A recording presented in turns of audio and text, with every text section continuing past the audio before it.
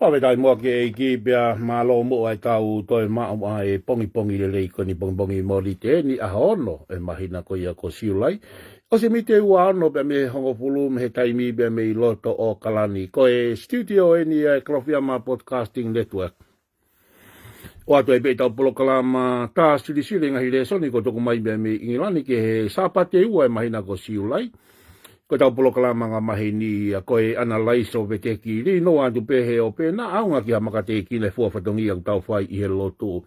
Pome lak fie atu ki te koe ka bau ke afe mai koe me Amerika mo Hawaii unau sa pate poki na tolo he ahon. E sia i ulope Australia Nusilani Tonga mo e Pasifiki fepe kapa kolope kwe toe whanongo ai ele o homo polo kalama nga mahini. Tau polo kalama ta sili pia me studio e Klofiama pia me loto o kalani alo mari e pea e honi bakai ki tua kula ale lei maulo tonga momoko hei tai mini winter season.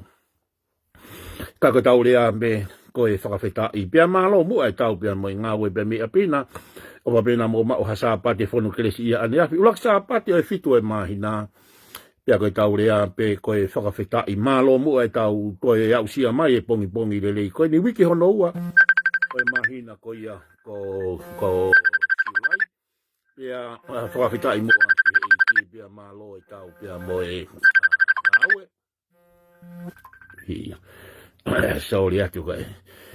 He whitu taki mai ni ia he putu. Kai ke whakawhita i mua ki he eiki pia malo i tau pia moe ngā aue. Koe tau pala kalama tā sili koe ai pongi ni koe le soni whakawa motu a eni. Le soni whakawa motu a koe sa pati koe wikeni. Ngai le soni ngau tuku mai koe pia me ingilani ke ngai siasi lalahi e whanua. Ngai siasi paloti sani. Ko senesi uani ma besta hiwa ke tolu wha. E whai mea i tau polo kalama tā sili be te ki analyse o li no antu pe. Ngai fua patongi a ku tau whai. Kake te watu mai whanga ki o ngongo koe ni. Whanonga wame koe ni. Pia kahiri koe ia.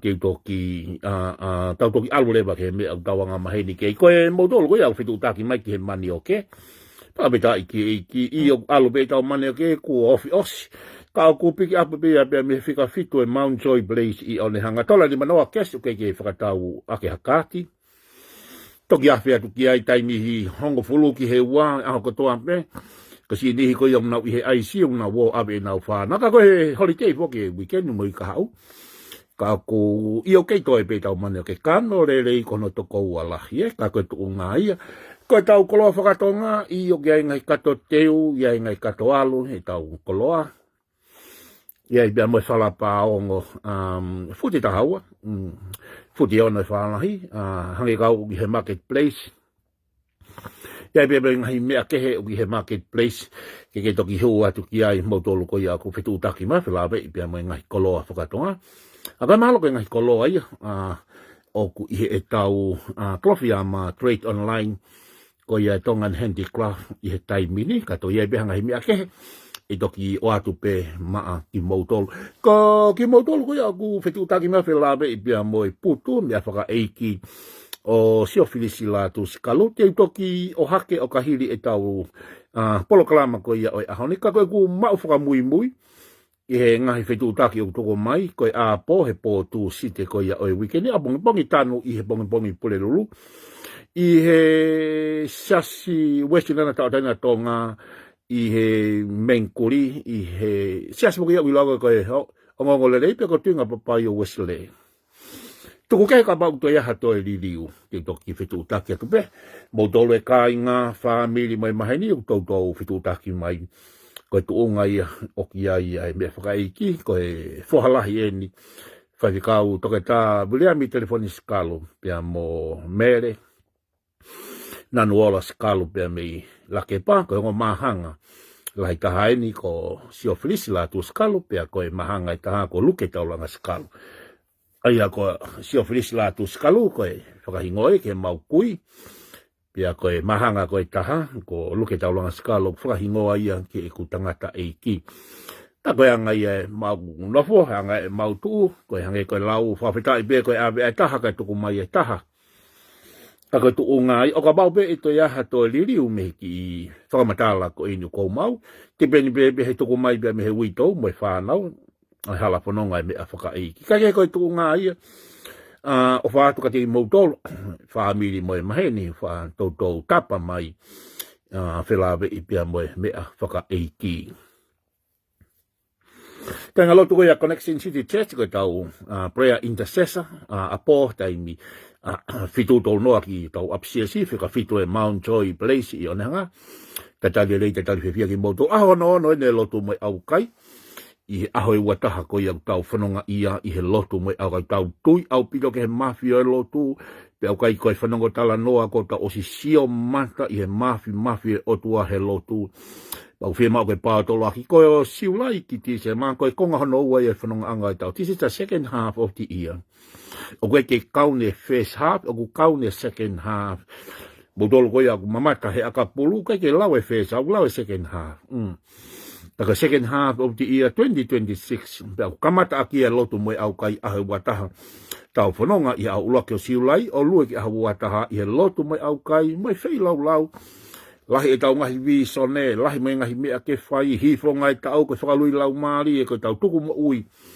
I he tau niu tau tā ke tau reise taha kilo, ngari lahi pehe tau siong, kau lahi peho tau otua. Koe kenga lotu e Connection City Church, pia mo hifo ngai tau koe tau whakalui lau maari, pia pehe whoke ke tau tuku mo ui, koe alunga i au tau iai, mo tolu koe o whema au lotu, mana tua ke i he lotu, pia ka pao ke whema au lotu, pia ke toki tohi mahe ku messenger, ke abe ke kainga lotu, i he lotu huofia koe oi hala whanonga koe oi ahu wata, aho no ni o lotu mo au kai, whei lau e alalaba.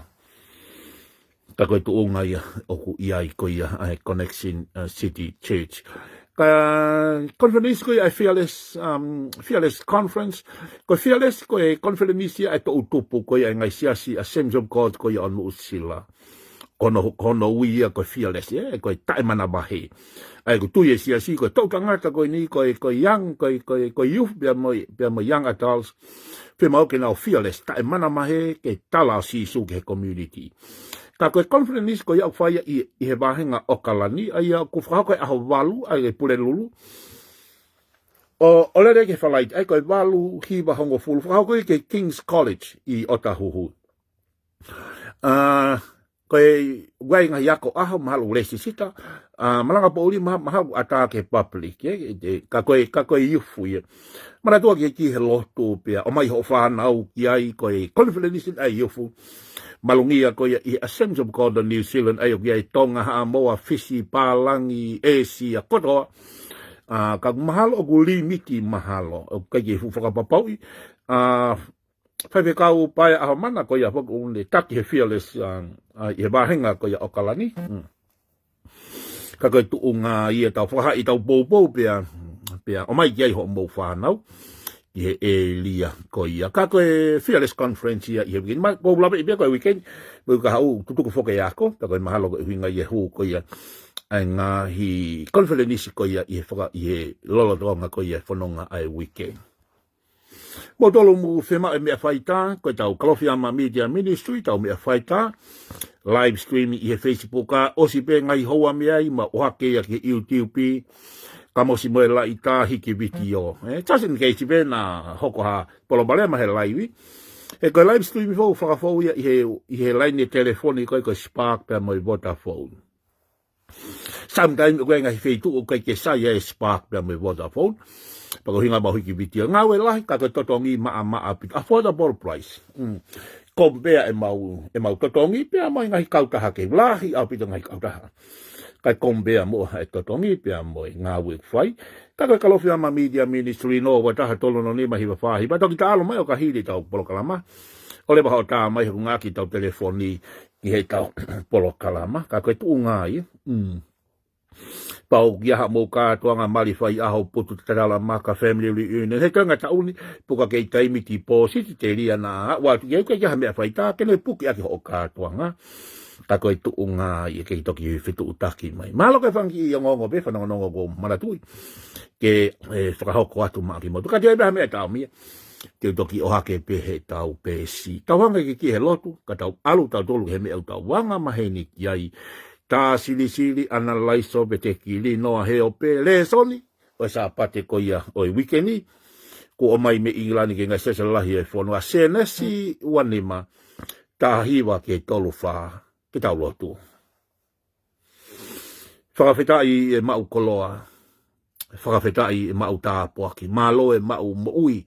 Malo e mau whainga maari. Tāpai ki na ho tāmai ki. Au tui kua ke osi tāpuaki e koe peke whakamana mai ho wholofola. Rea mai, wholofola mai. Mau fie whanongo atu. Ia sisu klais ko alo. Ma whakamoui. Amen. Hupanga te ngai whakatapu oso noa whaki. Talanga te te ki tau whai ki tua. Kai ata ke puki haku whainga maari e. Koi monu ko tā puak. Ke whai e pe me au taonga maheni ki aiko tau polo kalama tā siri siri. Ana laisa o beteki. O li no atu he ope na aonga ki a makateki na bea mai fua whatongi aku whai. Ko le so ni whakamotu aini o sāpate ko ia o weekendi. Ko nenga le so ni tuku mai koe me ingilani ke ngai siasu lalahi e whanua peteke whanongo i hono malangai e ngai siasu lalahi e whanua e sāpate ko nika ka sāpate ua ia o siulai. Ko sāpate aho tahaua o siulai. Oe uanoa uano. Ko le so ni whakamotu ako senesi uanima ve si tahiwa ke tolu wha. Ko asain me ni ke toki lawe le so ni me apina. Katuku be mua ke te au ke to mai pe hangahi highlight ngai ke to ideas. E lava ke toko ni ke tau hala whanonga. Ma senesi wanima. Tahiba ke tolu wha. Ka tahiba ke tolu wha senesi wanima. Kuki osi mea i be koe kau tau kei toi tapu ki mo tolu. Koe tala noa ni koe ki he kei tu ia koe ale peka. I ongo mahanga koe ko i soa pia mo se kope. Tonga tala maari e tohi tapu, tala mai koe ta uono noa ia o aisake, pia tu ia re mai koe le peka. O ngoi e le peka ia, o ku hange ku ki whaingata ia i manama. O ngoi e le peka ia ku hange ku tau aka hamea i manama. Pena lotu lewa pia mo, pema na lotu lewa pia mo aisake. Mana tui koe repe ka na e pa aia. Pia lotu a aisake o whakahawa koe ai manama o repe ka o iai koe o ngō mahanga koe ko isoa mo se kope. Ki tau putu wai. Na e pa a foki a sela ia mo e palame. Pia whakaaba o tuahano manama o mawea aisake. Ko aisake ni to e mali mo le peka to e pa aia. Ta pune manama. Ko toki whakaaba ni ai manama ko ia o le peka. Ka koe whakapuri talamai na e lotu a aisake ki o tua ke whakaaba ai manama ki tau fitu uai, ki posi ai. Koe hae mea ku tāpuni. Koe hae matapā ku tāpuni. Koe hae manama ku tāpuni. Koe hae mea o ke whiangai pia moi. Aku mata ku tāpuni. Mahalo pe koe maki whakasino. Mahalo pe koe application. Ko pe manofonua koe visa. Mahalo pe koe whiangamari nofonua. Whiangamari business. Koe hae mea koe whekuki moia. Koe hae mea koe whiangangai moia. Ko hae mea o ke feisi mo ia mata aku tāpuni. Ki whanonga mai kautala atu ke te koe oku malama ke whakaawa ia i he lotu. Na e lotu a aisake mo re peka o kore ki o tua ke whakaawa e manama ko ia o re peka. Pena e mana o tua o whakaawa e manama o re peka o mai koe ongo mahanga. O mahanga tangata. Ko whakawa motu a, ka bau iaha whewhine o ku ikai ke whanau, whewhine mala ia ia. Ka whewhine o ku whanau, whewhine monu ia. Peka bau to e whanau mai ko ta mai ki tangata, o ku tāpolo e blessing. Aia koe fo iua koe ni, i soa mo se kope. Kai koe whakarea ta o ku whai tāpolo e blessing, iua to e riunga ua ia. Mausio ki he otoa. Ka koe poini mahu inga taha koe lotu na e whai. Tatawa i bebe ko hopa a koe paa ke jaha o whanau. O ku laba o tua, kene whakaawa ho manama, pe to iaha, pe koe paanga. Mahalo pe ke jaha o seniti. Koe hae mea ku paa. Pehami aku tāpuni i o mo'ui. O ku malama ke whakaama he o tua i he lotu. So kai mahu ingai e tau lotu ki he otua. O ku uki siasi ki he lotu. Lotu moe au kai. O ku uki e tau mo'ui ki he lotu. Koe o tua whai mea lahi. Koe o tua o kune whai e mana. Ka koe whaunga koe ia koe tau lotu. Tu mo ke talatu ke te koe o tua koe au kei tatau ane afi a honi ba bea tai ngat. O kei koe fo i whananga pe, o kei koe fo i love story pe, o kei koe history. Yes, koe historia ia ane afi. Kau tau sebi ai o tua his the same yesterday, today and forever. He pelu taha tolu vesi walu. O ku malama o tua kene whakaava ai manava o ku paa. If you believe. Hallelujah. Ka paupe te ke tui, te ke mamata ki he mafi o otua. Whakaama he otua e manama o lepe ka i he lotu. Tā boki he otua a repeka mo aisake i he ongo mahanga, koe tabo blessing. Hallelujah. Pia koe kutui he hifonga e tau, koe ta wau mai ki siulai e whai he otua e mea ko niki ti koe this is a prophetic. E whakaama he otua e matapa, pene tā boki koe ke liu ngaua. Mahalo be e uhinga koe me e whakabanga, mahalo be koe uhinga koe me e whakalau mare, whatever, o kuke apalaiti ai. Ka iho mana wao kia e tuini, ka iho mana wao kia e mahanga, iho mana wao kia e double anointing, iho mana wao kia e double blessing. Hallelujah. E whai he otua e mea lahi. O ngoi e le peka ia, o ku hange ku tau aka, hange ku fute, hange ku whaingata ia hono manaba. Hange ku ki whai te hei. Pena lotu mo aisake, o eke ki he otua, tā rewa he otua, koe uhinga e fute mo tau aka kona ho manama, koe ongo pure anga e ua. Eke toki ilo ia e le peka, koe ongo mahanga i manaba. Oh, hallelujah. Ko isoa ia, bea mo aisake. Ko isoa ni koe kono hako ni koe kau arepea. Se kope ni koe hako koe kau Israeli.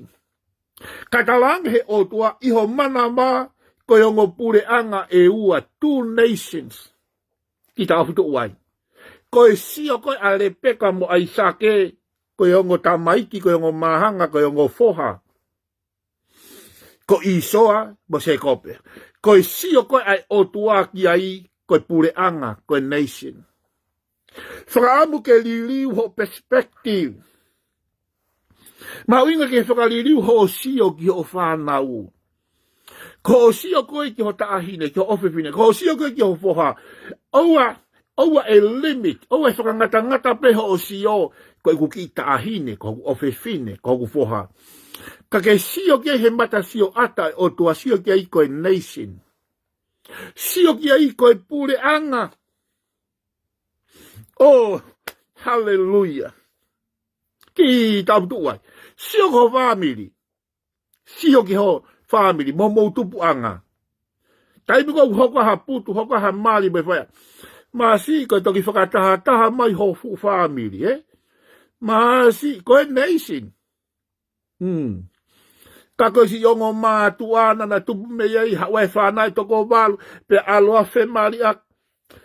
Koe whanau, koe moko puna, koe maka puna, uluaki uam. Oke sio kene alu koe ohoko koe pule anga.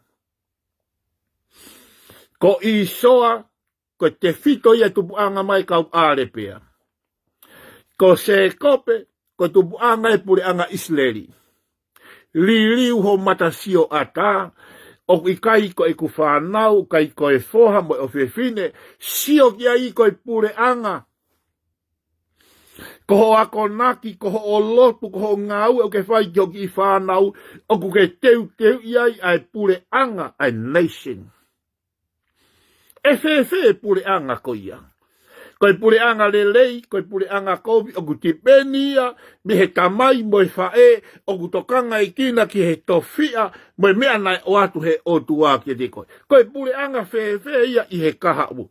Pule anga melino, pule anga fe vovani, pule anga fe kei, o ku tipenia, mo e hae mea o ku ke fai, ki he fua ho manaba.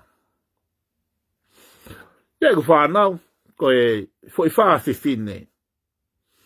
Koe ku sio koe ki ai, koe nation. Koe pule anga. O ki kai koe ofi fine pe. Sio ki ai i he loloto. Sio ki ai i he prophetic. E maari whanau fe fine ko ia e nau whanau, aluhake whanau ko ia toe maari. Tau e fiha mei heni kuo, ia e moko puna, moi maka puna. Teu i ho whanau koe pule anga. Malo pe koe pare mia, i he kau. Malo pe koe minister. Teu ia koe pule anga. Lotu ki ai, yako naki ki ai, whakahino ki ai. Heu we mau ke nau hoko koe pule anga lelei, koe pule anga malohi, koe pule anga tāpuaki. Kako ngo manama ia koe na e fute i loto. O ngai aki he kau, tangata o e malae o e whakatolo tohi kapu. Nau ngai aki ai typology. Peka whakatai pe. Ai una uhinga koe spirit ia pia moe flesh. Ai a koe kakano moe lau maari. Whamatau ngake a paula ia karetia mahe ni maa. Oku matiwa koe o ngoi e le peka aku na tau aka. Pia koe mahino koe tau aka au kai kina nofo lelei. Oku na feke ike. Hangareba e paula whakamatala ia karetia mahe ni maa. Oku kehe ai ongo meani. Ai lau maari e moe kakano. Alo lawa karetia mahe ni maa. Kehe au pito. O asi mai ngā ue e kakano, ka koe lau maari e koe fua o e lau maari e fruit of the spirit. Kehe au pito ngo mea. O ku kehe pe ai kakano, o ku kehe pe ai lau maari e. Aia kono whakataipe ia he kau Bible scholar. O ku behe ai nofo ai kakano mo lau maari, o ku ikai ke na maare rei, o ku na wheke ite. Oku ateki he kakano ai lau maari, oku ateki he lau maari ai kakano, mahino ia karetia mahe nima. Oku kai ke maare rei ai kakano mo lau maari, oku fehi ai lau maari ke he me ai kakano, oku fehi ai kakano ke he me ai lau maari, oku kai ke na maare rei koe uhinga e tau aka he manama ko ia ore peka. Petala mai na wha ere i mai rewa a isoa koe lahi. O kui koe kula pe koe tokotaha o ku fulufulua ho whangai whakatapu. Pe ala mai he mui wae koe a isoa ko se kope ia. Ai koe uhinga e se kope koe kaka. Mara tu i fōki teime u whanau ia ha pepe o ku mua mai ai ulu. Kai mui mai wae. Pe nai ala mai a se kope he mui wae koe o isoa. Ai koe ngo mahanga. Ai koe tō mai pe ai tama tō mai moetaha. Ko hingo e tamarau, aia ko i tōmia. Ko lau ia a senesi ua nima tāhiba ke tolu wha, toki lau ko toa pe i api. Ko ngai whakamatala koe ni o ki ai pe. Tama koe ke tama fulufulua, ke tama turi manu hoki a i soa ia.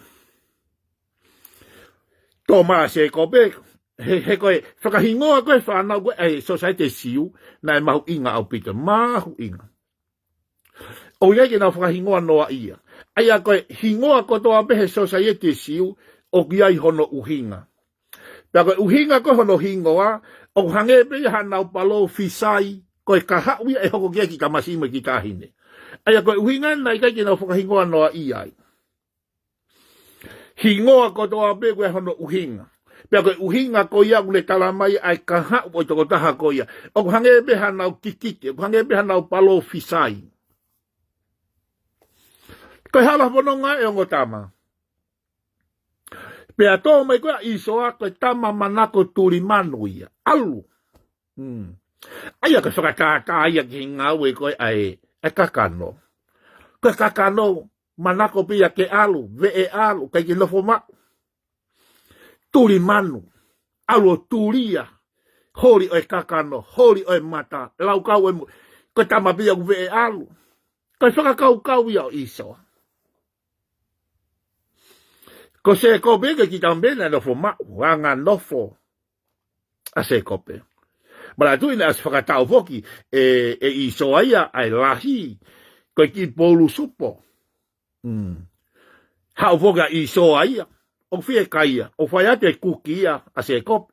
Pea koe ki supo koe ni, koe lau koe kau pai mo skola, koe ki supo Vesta Polo. Ake peka pan ki supo Vesta Polo koe tau o kosi kia te mata. Saka mea kuka ka whakatau mama. Ma te fu, o keke mahu inga kia i soa ia, ai tuunga koe koe lahi. Tama i soa ia koe hai mahu inga ai tuunga lahi, kau matia he whieka ia, sio ke he tō koe ke he mea kai. Tane whakatau e ia tuunga lahi. Awe ka se kop, koe awe he ki poulu. Sio, mea koe mahu inga keke mahu, o koe kakai aku. Whakatau ako naulau maare ake poulu laise koe nū tolo. Koe hau peha taha o mai ni ki iso opingi ku aluia, ku awheia, ki he lotu me siasi koe ia. O koe ki whakatau pehe ho lau maare, whakatau ake poulu laise me nū tolo. Koe mea lelei pe tau ofa. Mea lelei pe foaki. Ko mau siasi koe mau food bank, tokonia ngai whami, kau koe ki whakatau ake nū tolo. Ko ho lau maare ke whakamui ko sisu kalaisi. Ke alu ki he mani, ko whakatomala, ko tali o sisu, ko o ke whakatawa ke hanuto, ke whakatawa ke halaisi. Kakayanga poke ene alu. Kai ke mahu inga ia he mea mahu inga, whakatau e ia, ai birthright, ai tuunga ea koe o whanau i. Whakatau ake ki poulu, masii. Ai me ori o beka pau ko haki suposipi. Kaka whakatau ake koe supo Vesta Polo. Koe te mata be mo ka aloti nai. Ka koe sio ke he mahu inga. Kai ke mahu inga ia ki ai. Ai mea kou mahu inga more. Tō mai lewa ka ia se kop. Ko se kop enu hawe haka ko Islandi. Mo mana tu ina e whetau ke se kop ia mo angelo. Ka koe angelo koe ia koe otua. Toki mau e koe e talano koe ia i he bahe tō lua koe ia o senesi. Toki behe e se kope ko mata ki he mata mo o tua, ka ui kai ke mati, ko kei maui. He koe lao e whakamotua ka bauti ke sio mata ki he mata mo o tua mate, he koe sio e angahala ki he maa oni oni. Ka talama e se kope he bahe tō lua senesi, koe ni ko mata ki he mata mo o tua, aia kone uhinga ki he angelo. Ka koe ni ko kei maui. Pea ne ui e feituko e penisa. Kono uhinga ko mata ki he mata mo o tua, ka ko maui. Na e whekaulaki a se kope mo angelo. Aia koe o tua ia i hene fotuaki. Pea talamai lema e se kope. Mana tui na ekiang he angelo. Ko hai ho hingoa. Mana tui a se lesu a fitu. Koe whaiwhehu ia na ekiang he le tamai. Ala toka a se kope koe pea mai mea kai. Papema aisake. Mana tui ko motua aisake pea kui. Na le talaka isoa al o mai ha tulimano pea o maha mea kai kau tāpua ki koe. Eke atu he le tamai e aisake. Mahe wafitu no senesi. Ko hai koe. Pehe maa se kope. Ko hofoha ulua ki. Ko iso au. Ki tau tuai. Senesi tolua. Toi mono atu pehe angelo e whaiwhehita tau. Ko hai ho hingoa. What is your name? Ma tiko e whaiwhehu ia na angelo he le tamai. Kako senesi tolua. Ko mono tatau te whaiwhehu ko ia. Pehe maa se kope. Ko se kope au. Te ke lava koe olohi aki ho tamai. Te ke lava koe olohi aki i hataha. Kahi kai te ke lava olohi aki ai otua. When you face to face with God, hei kai te ke lava koe hola mi ai. Fo i whehu i tatau. Laua senesi mua fitu, lau mo senesi tolua. Eke atu hene tamai, ko hai koe, pehe mai a se kope ia. Ko iso au ko uluaki. Mono atu he angelo he vahe tolua. Ko hai ho hingoa. What is your name? Pehe maa se kope. Ko se kope au. Wow. Pehe atu e otua. Ai angelo. Ahoni. He kai toi ui koe ko se kope kaka. Te uriliu koe ko Islandi. Hallelujah. Hau bea se kope ki he otua. Feiloaki mo o neo ko kono hingoa pe mahino ene kaka pe fononga hala fononga mo kaka toki talunga mo aho nai ha mai ki he otua fai lewa he otua hono whakawhetongi kai ko tau pui tua ia ko mo ui ke mo ui na tau tupu hake pe o tau alu he hala fononga ke he oi mo ui ulunganga mo ui mo furi ki manu pe whakatau ki mala ka ko tau hau koi ki he otua hanga leba he otua o whakaririu ki tau tolu me he nau ki he nau. Ko tau alungai. Ka koe otua na le whakaririu ki tau tolu. O kai ki whakaririu ko he siasi, kai ki whakaririu ko he lakanga, o kai ki whakaririu ko he hangauerele u tau whai. Kai whakaririu o ki tau tolu o whai pia e otua. Hanga e peka mea dai whai he angelo ki a sekope. E le whakaririu hono hingoa. Te whakaririu e hono destiny. Ai kahau koe o le whanonga. O whanonga ia se kope me monu ia ke monu ia. Pea moe tāpoaki ki he tāpoaki. O kai kei tokanga uia pe kai haho alunga. Kai kei tokanga uia pe kai hai hingoa na ui aki koe. Kai kei tokanga uia pe kai hai e mea na ke fōu mai ai. Koe ku tokanga atu ki a te koe ke hau ki he otua. Hae mea ku tāpuni i ho o mo'ui. E malaba he otua o whakaawa ia i he mafi o e lotu. O ka pau te ke lotu. O ka e mālohi o e lotu e kaunga kristiane. Taimi o ku tau lotu ai koe manama o ku tāpuni. Manama o e paa e ama ia. E ama ia. Koe hae alunga o mo'ui. Hau ki he otua. Ka ne whakaririu koe. Nai toki ririu he angelo. Ai mo uia se kope. I he taimina e haua ia se kope. I he otua. Hau ki he otua bake hau pe koe hange pe kokoe. Tatau i peke hae pala kumbe furiki manu ki iai. Just come as you are. Hau pe koe hange pe kokoe. Peka eke atu. Oi toi kalo. Oi toi loi. Talangi ko se kope au. Mahino e kupalaku. Talangi ki he otua. Pe tuange otua ki ne whakaririu koe. Bea me he nau ki he nau. Ki he koloria. Ki he koloria. Ke tau lotu. Tāpe kina mai o tua hokakai. Tāpe kina mai taha kotoa. Tāpe kina mai eiki. Ai tā siri o e ahoni. Whakakakato i tai kakato. Whaka ui tai au. Langi i a Fiona. Ia Sisu Christ ko alum whamu ui. Amen. Amen. O whalaya ki tō taha kotoa. Mālo mua mo wafe mai. O wabena o lea ki a pina herea pia moi ata. Ai tau polo kalama tā siri bongbongi. A bongbongi. Whai pe whainga ke tukuati i tau ngahi le soni. Whai pe whainga ke consistent. Lahe a pite ni huna kore malanga mai. Kai ki te haku taimi. Koe taimi pēni. Kono o ate tau polo kalama tā sisi. O whalahi atu. Mauha ahole lei. Have a great day and God bless. Tau toki sio a pongi pongi.